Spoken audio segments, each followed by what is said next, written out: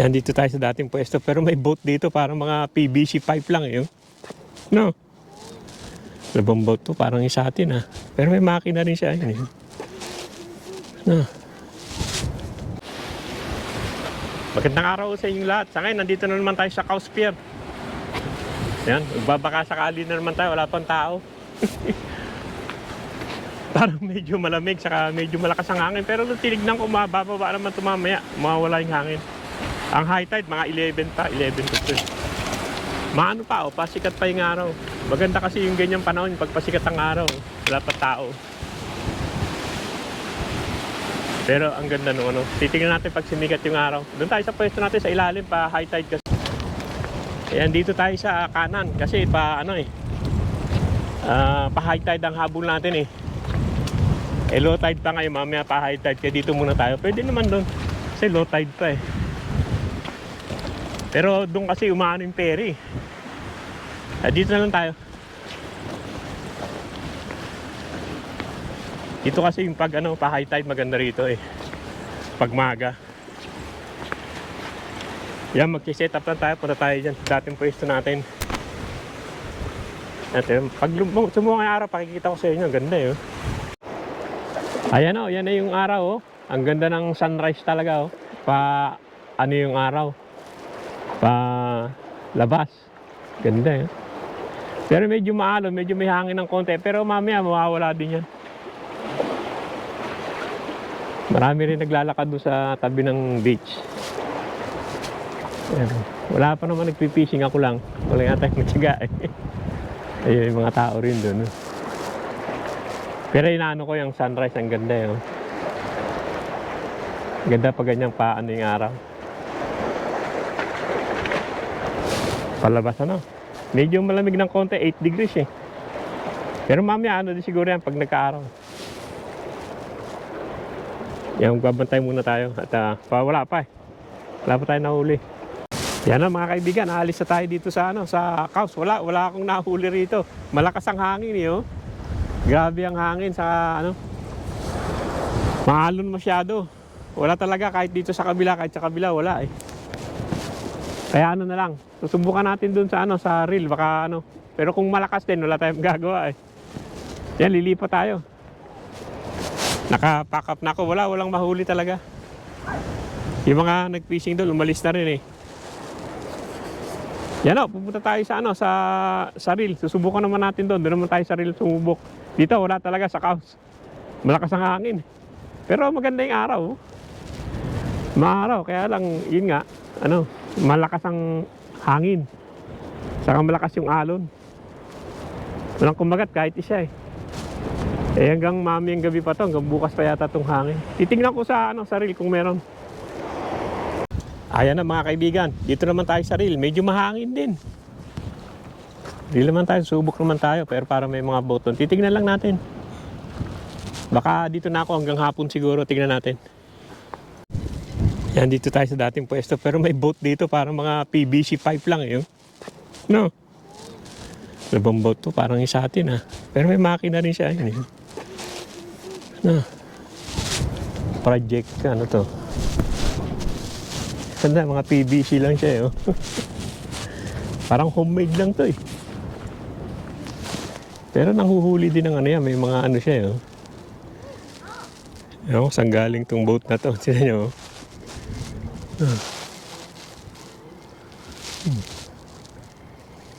Nakaano siya rito. Dati na no. Ewan ko anong boat yan. May mga PVC pipe ang ginamit eh. PVC pipe lahat tapos may boya sa loob. May higaan pa eh. Oo. Tingnan natin, dito tayo pwesto ulit. Natin kung makahuli tayo ng mackerel na maliit. Yan, may kumagat. Tingnan natin. Sa biki to, may pain. Yung yaka maliit pa rin. Pero kukunin natin yan dahil yan talaga pakay natin yung yaka eh. Yaka maliit. May pain, kinain nila yung pain. Teka, kunin muna akong tubig.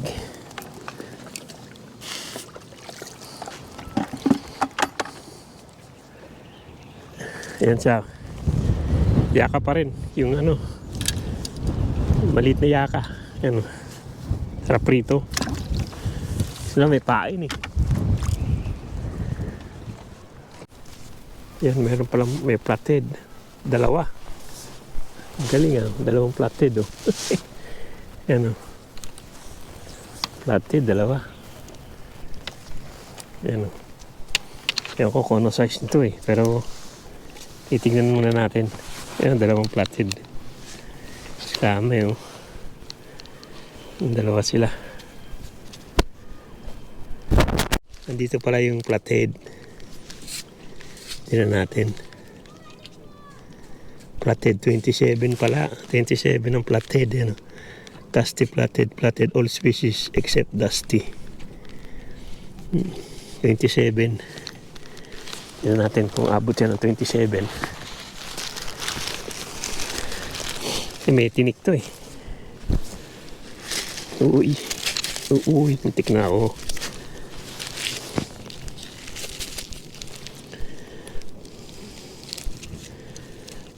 Na kasi yung ano ko eh. Ay.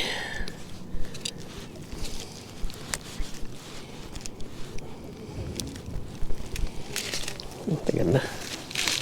Tignan natin kung 27. Ito isa. Halos pareho naman sila ng size eh. Pero titignan muna natin. Aray. Teka, kuha ko ng ano. Baka maano ko. Sakit eh.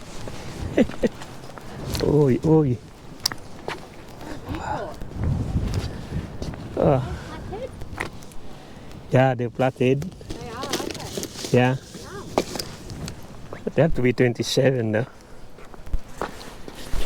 Let's check it first. Because they had that sting. It's been built by one man and he's Tignan natin. found in the ocean. Wala. Amazing. And he's Wala, 26 lang. Kulang pa ng isa.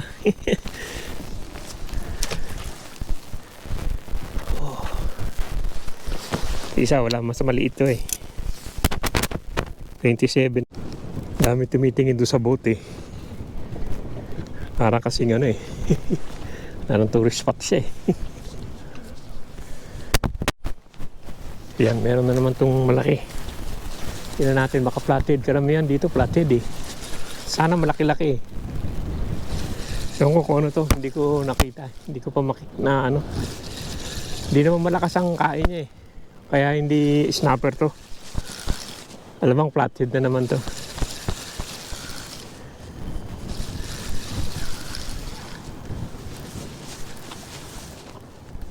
Flathead nga oh. Yan, flathead na naman.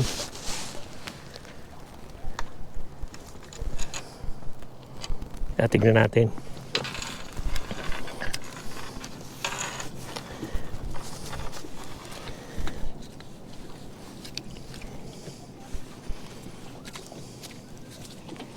Yan, mukhang 27 naman siya. Tignan natin.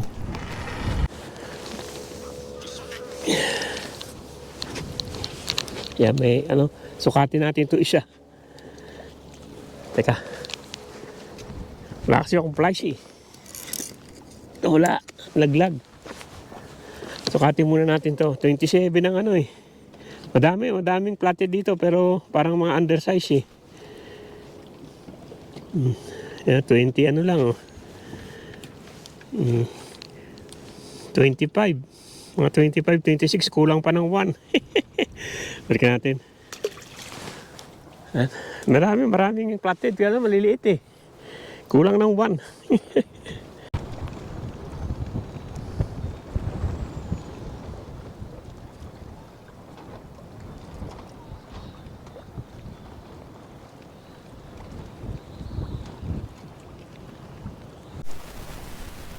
Yan, mukhang may kumagat.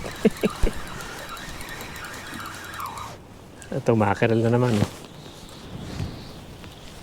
Yung mackerel ito, maliit.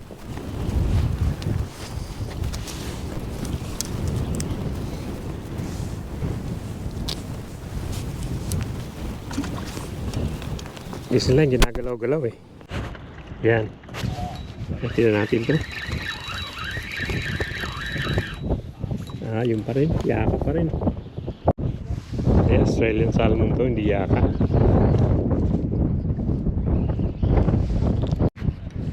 Yan, balik natin. Australian salmon pala to. Hindi naman siya, maliit. Yan, may kumakagat na naman. O, yan. Yaka sana. Yung Australian salmon, yaka na lang. Yung tingnan pa natin dito, yaka. Australian salmon na naman. Hindi pwede dito, yung masyadong maliit.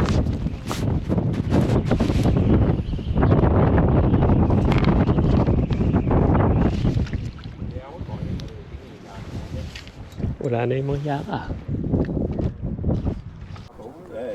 Yan, may kumagat. Kaya to. Nandun pa, wala na siguro. Wala na. Wala na. Tagal kasi. Natin ang pain ulit. Nakain kanina eh. Ito, tignan na lang natin itong plastic boat. Ayan o. Gawa siya sa mga PVC. Yan. May solar naman siya sa taas. Yan ang pangalan niya, Project Interrupt. Andiyan sa loob ngayon. Kausap ko lang kanina eh.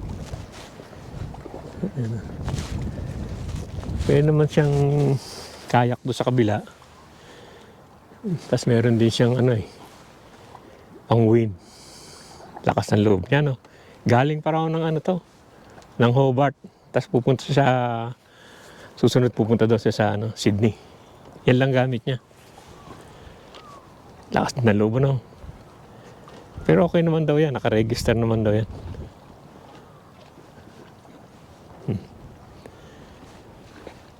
Wala, medyo matumal yan. Titignan ko maya-maya pang konti. Yan, may kumagat. Yaka pa rin to malamang. Ay, yaka nga. Yan naman kailangan natin yaka. Yan natin kailangan Australian salmon eh, Yaka pa rin. Sana parating na sila.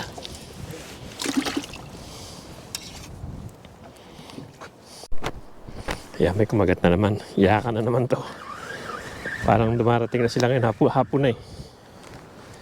Yan, yaka rin. Pa isa-isa lang.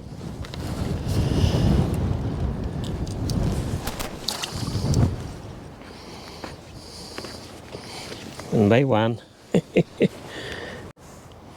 Yan, kumagat na naman. Parang andyan na sila, sunod-sunod na eh. Ganun din, malilit lang. Pamprito.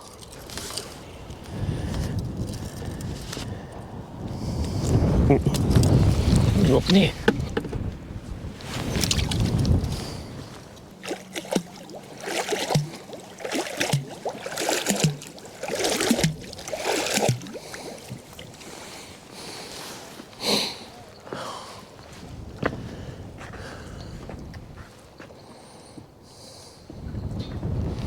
Nice boat, huh? You have to be brave, Mark. Come from Hobart. From Melbourne? Hobart to Melbourne. Then he's gonna go to Sydney. Yeah, Yeah. that's what he said. Then he's gonna go to Sydney with that one. See how brave he is?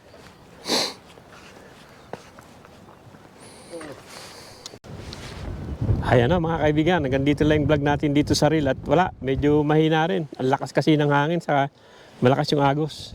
Ayan na. Wala na masyado nakakahuli yan pa yung boat. Yan lang nahuli natin. Ilang oras din ako rito, yan lang. Yan ba yung huli natin? 5 lang.